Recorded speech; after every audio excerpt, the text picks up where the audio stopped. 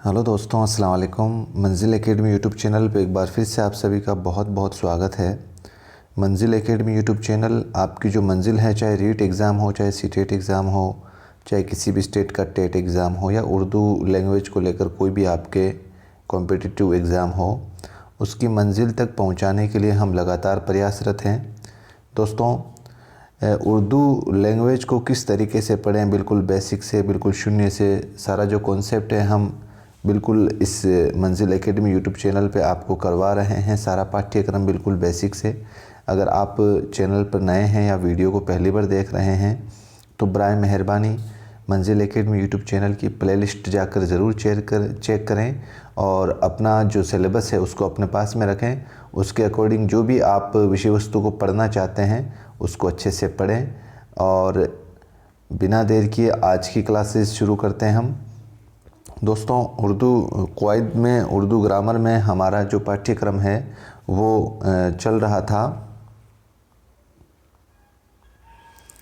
इससे पहले हमने दोस्तों उर्दू नज़्म और नसर की कुछ किस्में थी जो आपके एग्ज़ाम के पॉइंट ऑफ व्यू से जितनी भी इम्पोर्टेंट किस्में थी उर्दू नसर को लेकर, उर्दू नज़्म को लेकर, उसको हमने पढ़ लिया है।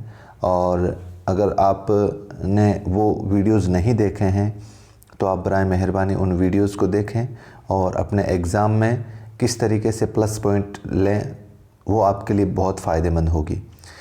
आपके पाठ्यक्रम में दोस्तों, रीट के पाठ्यक्रम में या सीटेट के पाठ्यक्रम में कुछ इल्म बलागत को लेकर कुछ टॉपिक हैं, जिसमें रीट के अंदर तो सिर्फ 4 ही टॉपिक हैं। तो एक बार मैं उन चारों को एक एक करके आपको समझाने का प्रयास करता हूं। और ये मेरा वादा है दोस्तों, जो कंटेंट आपको मैं उपलब्ध करवा रहा हूं वो बहुत ही मेहनत की है मैंने उसमें।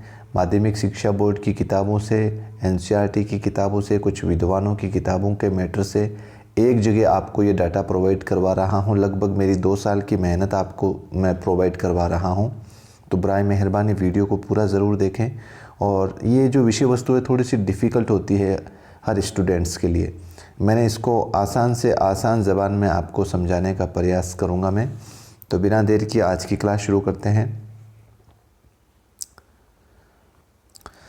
सबसे पहला टॉपिक आता है दोस्तों इल्म बलागत के अंदर तशबिया का। तशबिया का यानी कि किसे कहते हैं तशबिया, समझते हैं इसको। जहाँ एक या कई चीज़ों को दूसरी चीज़ों से किसी बात या खूबी की वजह से मिसाल देकर मुकाबला किया जाए, जैसे चाँद सा चेहरा।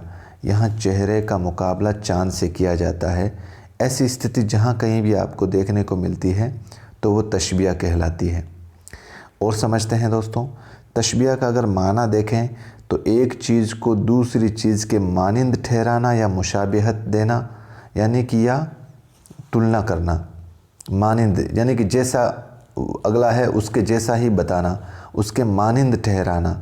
तशबिया का माना क्या हुआ? एक चीज़ को दूसरी चीज़ के मानिंद ठहराना या मुशाबिहत देना। यानी किसी चीज़ या शख्स को किसी दूसरी चीज़ या शख्स के मुशाबिह यानी हम शक्ल करार देना ही तशबिया कहलाता है। यानी कि एक चीज़ को दूसरी चीज़ से मुशाबिहत या हम शक्ल करार देना ही तशबिया कहलाती है। कहने का मतलब ये है दोस्तों कि एक या कई चीज़ों को, या तो एक चीज़ या कई दूसरी चीज़ों को किसी बात या खूबी की वजह से मिसाल देते हैं ना हम, के फ़लाने की तरह, जैसे चाँद सा चेहरा, यानी कि उसका चेहरा कैसा है? चाँद सा चेहरा है। तो यहाँ पर चेहरे का जो हम शक्ल है, चेहरे का जो मुकाबला है, चेहरे को किसके मानिंद ठहराया जा रहा है? चाँद के मानिंद ठहराया जा रहा है। अगर ऐसी स्थिति में आपको कोई भी शेर मिले तो वहाँ पर कौन सी इल्म बलागत होगी? तशबिया होगी। और समझते हैं इसको। शायर अपने शेर में एक चीज़ को इससे मुनासिबत रखने वाली किसी दूसरी चीज़ से मिसाल देकर पेश करता है तो उसे तशबिया कहते हैं।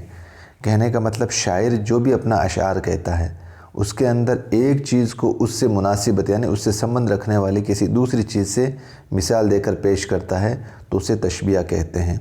जैसे एक मिसाल देखते हैं, इससे सबको समझ में आ जाएगा दोस्तों आपके। यहाँ एक मिसाल है, नाजुकी उनके लब की क्या कहिए, पंखुड़ी एक गुलाब की सी है। नाजुकी उनके लब की क्या कहिए, पंखुड़ी एक गुलाब की सी है।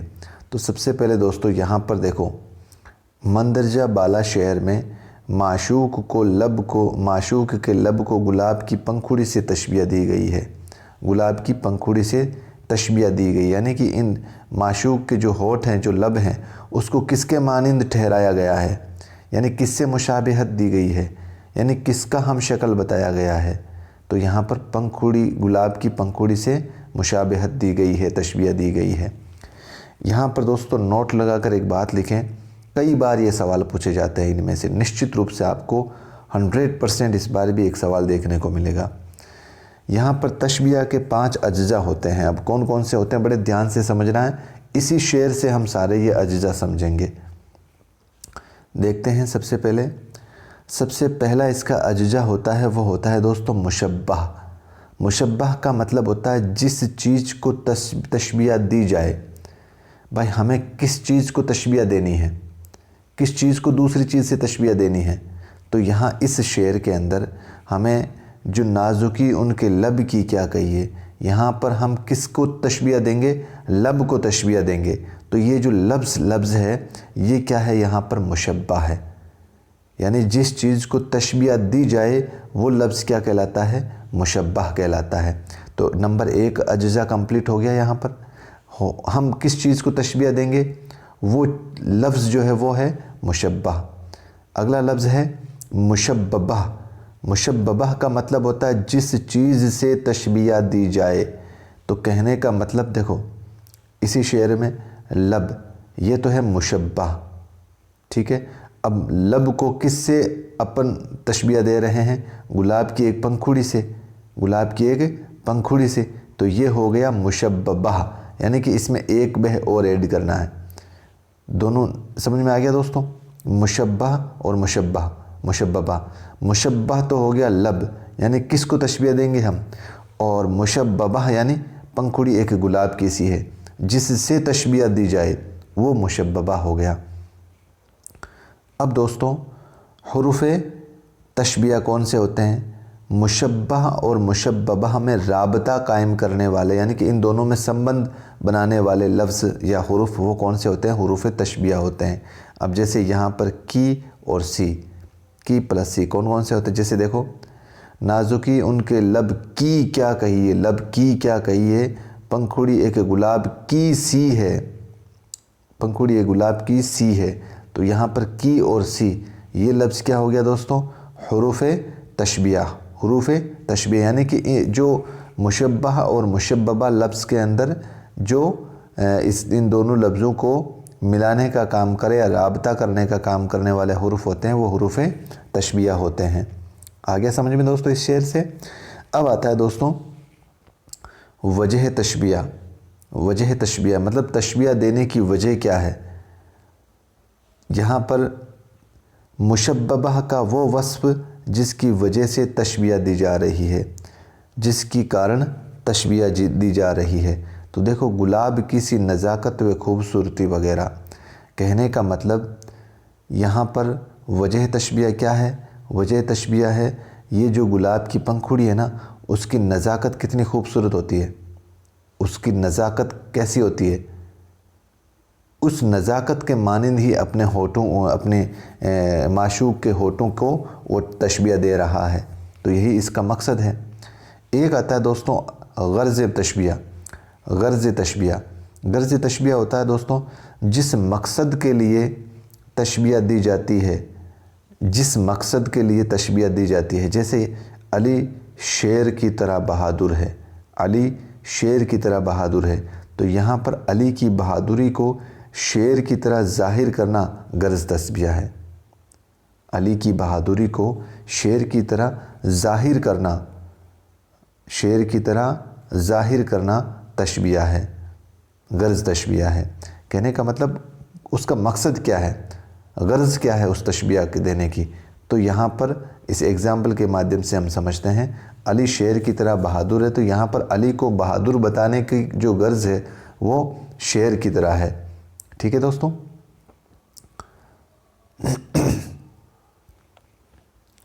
यहाँ पर वजह तशबीह की एक और मिसाल देखें। जैसे मान लो कि हामिद शेर के मिसल है, तो इसमें हामिद मुशब्बह है, शेर मुशब्बह है, और मिसल हुर्फ तशबिया है मिसल, किसकी मिसल? मिसल का मतलब हामिद शेर की तरह, हामिद शेर के मिसल है या शेर के मानिंद। तो यहाँ पर हुरूफ तशबिया क्या है? मिसल। और बहादुरी, क्योंकि यहाँ पर मैंने देखो ये लाइन लिखी है दोस्तों आपको, यानी वो हुरूफ तशबिया कौन से होते हैं? वो हुरूफ या हुरूफ जो तशबिया ज़ाहिर करने के लिए इस्तेमाल किए गए हों, जैसे सा, जैसा, मानिंद, मिसाल या मिसल। ये लफ्ज़ जो भी किसी भी शेर में आएंगे तो वो कौन से होंगे? हुरूफ तशबिया। तो इसमें हामिद शेर के मिसल है, इसमें हामिद तो हो गया मुशब्बा, शेर हो गया मुशब्बा और मिसल हो गया हुरूफ तशबिया। और बहादुरी, भाई इसमें हामिद की बहादुरी, शेर जो है वो बहादुर का सिंबल है, तो बहादुरी का जो है वो इसमें वजह शबा हो गया। एक और मिसाल देखते हैं। तेरा चेहरा शबाब फूलों का, बल्कि ये है जवाब फूलों का। यहाँ चेहरे को शबाब, शबाब का मतलब होता है दोस्तों जवानी, फूलों से तशबिया दी गई है। यानी कि यहाँ चेहरे को, तेरा चेहरा शबाब फूलों का, तो चेहरे को किससे तशबिया दी जा रही है? शबाब फूलों का। तो शबाब का मतलब होता है जवान, जिस तरीके से जो फूल होते हैं जवानी के फूलों से तशबिया दी जा रही है। ठीक है दोस्तों। इसी तरीके से एक और मिसाल देखते हैं हम। हस्ती अपने हबाब की सी है, ये नुमाइश शराब की सी है।